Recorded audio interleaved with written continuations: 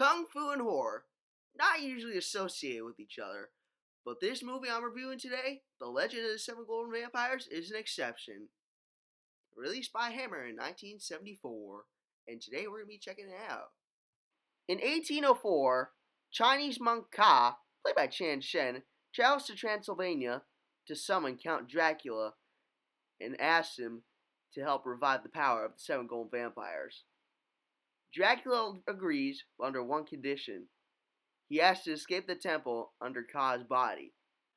You know what I find funny? Not like as in ha funny, but kind of coincidental. John Forbes Robertson, the guy playing Dracula, was only 46 when this movie was released, yet he looks like he's 70, whereas Christopher Lee would have been 52 if he acted in this movie, and yet he looks like he's only, 45 at the most?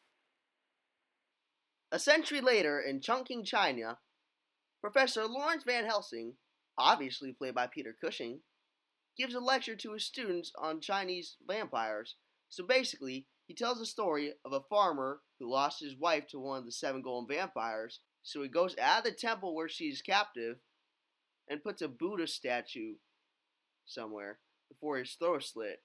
But unfortunately, when one of the vampires tries to grab it, he burns alive.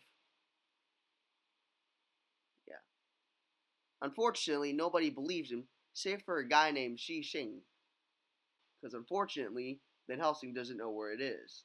So Ching, Van Helsing, Van Helsing's son, Leland, played by Robin Stewart, and a girl named Vanessa Buren, played by Julie Ege, or is it Ege? Edge? I don't know if I'm pronouncing her name right, set off to go find the lost village. When they settle in near a cave, 3 of the remaining golden vampires eventually set out and try to kill the group, but are easily disposed of, along with some of their undead army. When they arrive at the village, the group digs out a trench and pours flammable liquid into it, and also sets up stakes in the form of barriers. When the vampires attack, 2 of them are killed, but not before one of them manages to bite Vanessa. In turn, Vanessa bites Ching, who impales them both onto a nearby stake.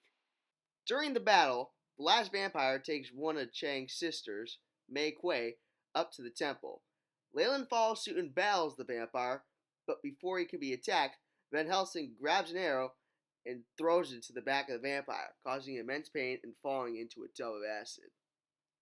The remaining survivors leave except for Van Helsing, who feels that something's off.